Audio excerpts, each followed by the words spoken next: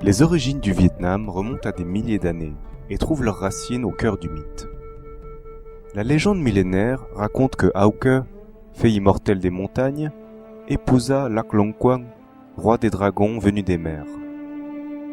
Auke donna naissance à 100 œufs, les 100 enfants des mers et des montagnes. Mais Auke et Lac Long Quang ne pouvaient rester ensemble.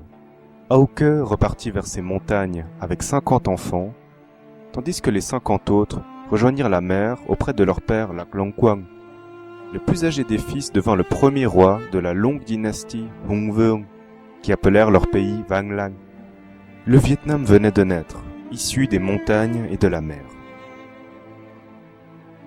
La période qui s'ensuivit, riche en légendes, devint prospère et florissante, comme en témoigne la culture riche de Dongsheng. C'est du IVe siècle avant notre ère que remontent les fameux tambours de bronze, monuments, armes et outils qui ont été retrouvés. Mais l'histoire du Vietnam est rapidement marquée par des siècles et des siècles de domination chinoise. Face aux envahisseurs venus du nord, le roi An Nhung Vuong fonda la citadelle légendaire de Co Loi et résista durant tout son règne grâce à l'aide magique de l'arbalète offerte par le génie de la tortue d'or. Au cours des siècles qui suivirent, la résistance fut menée par de nombreux héros vietnamiens, mais également par de célèbres héroïnes. Au milieu du 1er siècle de notre ère, les deux sœurs Chung, Chung Chak et Chung Nhi partirent en guerre à dos de leur éléphant et repoussèrent leurs ennemis inlassablement. Quoique leur destin tragique ne leur ait pas donné une complète victoire, les deux sœurs Chung restèrent vénérées pour leur courage et l'ardeur qu'elles donnèrent au peuple vietnamien en libérant en quelques années de nombreuses villes vietnamiennes des Chinois.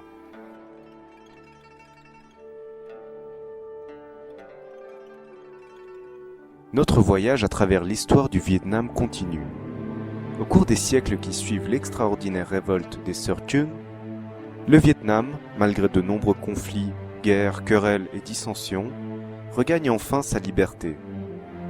Au cours de la bataille de Bac Dang en 938, le général Ngo Quyen soumet les Chinois et sa victoire est restée comme le symbole de l'indépendance du pays.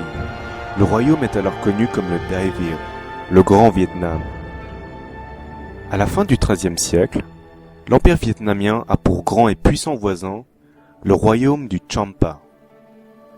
L'histoire veut qu'en 1306, en vue de sceller un accord, l'empereur vietnamien Trong Ngon Tong accepte de donner sa sœur, la princesse Huyen Chun, en mariage au roi du Champa, qui était si amoureux de la princesse qu'il céda les 2 provinces de Châu Ô et Châu Li, qui sont encore aujourd'hui des provinces du centre du Vietnam. C'est au XVe siècle que Lê Lợi unifie l'empire vietnamien. Lê Lợi, aidé par son conseiller Nguyen Chai, devient souverain d'un empire pacifié, établissant sa capitale à Thang Long, actuelle Hanoï, et fonde la dynastie Lê. Ils restent tous deux dans l'histoire du Vietnam comme les figures des grands héros unificateurs du pays. Mécènes et bâtisseurs, ils conduisent l'empire vietnamien à son apogée, favorisant l'essor d'une culture raffinée, des lois, des traditions, mais également des arts martiaux. La tradition martiale millénaire rayonna ainsi à travers tout le grand siècle de Lê Lợi, cultivant l'art du combat, de la méditation, de la philosophie et de la médecine traditionnelle.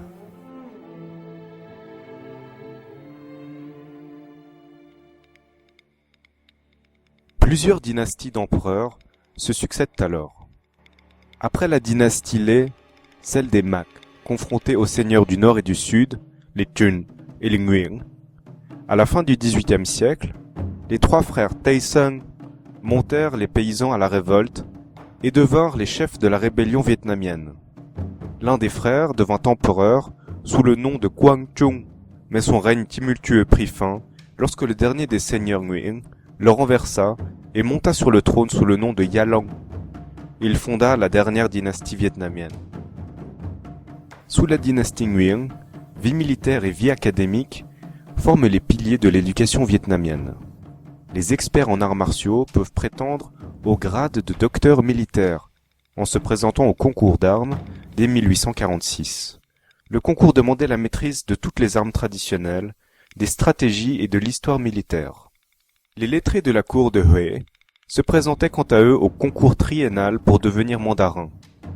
La culture mandarinale a alors connu son apogée, créant une société d'érudits, férus de poésie, de littérature, d'histoire, des traditions confucéennes. Commence alors le déclin de l'Empire. Les Français s'étaient progressivement imposés au Vietnam, qui était alors divisé en 3 régions. Le Tonkin, la Nam et la Cochinchine. C'est la période coloniale du Vietnam, celle qui a laissé ses traces architecturales à Hanoï. Le Vietnam de la rue Pasteur et de l'hôtel Métropole.